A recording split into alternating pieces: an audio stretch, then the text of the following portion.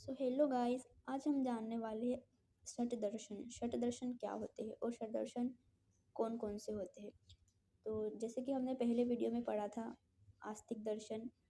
आस्तिक दर्शन को ही षट दर्शन कहते हैं। और जो षट दर्शन जैसे कि न्याय दर्शन, वैशेषिक, सांख्य, योग, मीमांसा, वेदांत आदि। आइए देखते हैं हम सबसे पहला दर्शन, सांख्य दर्शन। जो सांख्य दर्शन है उसके प्रवर्तक है कपिल मुनि। जो सांख्य दर्शन है वो द्वैतवाद विचारधारा में विश्वास रखते हैं। और इस दर्शन जो ये सांख्य दर्शन है वो यह मानता है कि जगत की जो उत्पत्ति हुई है ईश्वर से नहीं हुई है, बल्कि पुरुष और प्रकृति के संयोग से हुई है। फिर आता है दूसरा दर्शन, न्याय दर्शन। न्याय दर्शन के जो प्रवर्तक है वो महर्षि गौतम है और इसका जो अन्य नाम होता है वो अन्वेक्षिका इसका अन्य नाम होता है। और ये दर्शन ये मानता है कि जैसे कोई भी बात होती है वो प्रमाण के आधार पर बात को स्वीकार करता है, अन्यथा ऐसे बात स्वीकार नहीं करेगा। इनका काम ऐसा नहीं है कि जो बाहर से आ रहा है वो कुछ भी बोल के चले जाएगा, उसके लिए तर्क मांगता है। जो न्याय दर्शन है वो तर्क मांगता है, उसके लिए तर्क चाहिए। अब आता है अगला दर्शन, योग दर्शन। योग दर्शन के प्रवर्तक है पतंजलि और पतंजलि ने योग सूत्र की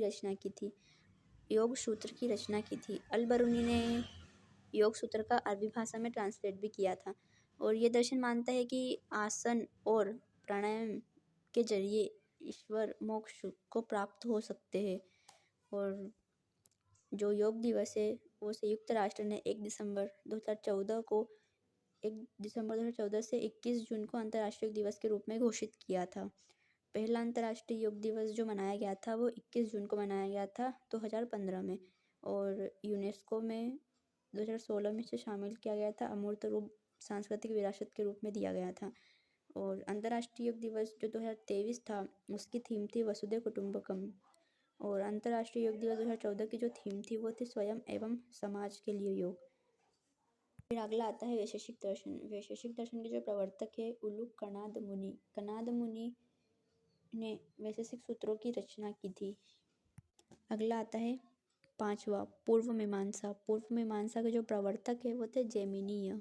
अगला आता है छठवा, उत्तर मीमांसा या वेदांत। वेदांत जो है वो दो शब्दों से मिलकर बना है, वेद और अंत से मिलकर बनता है वेदों का अंत। यह जो विचारधारा है वो उपनिषदों में वर्णित है, जीवन के दर्शन को स्वीकार करती है। उपनिषद में वर्णित जीवन के दर्शन को स्वीकार करती है ये। और इसके प्रवर्तक है बादरायण। और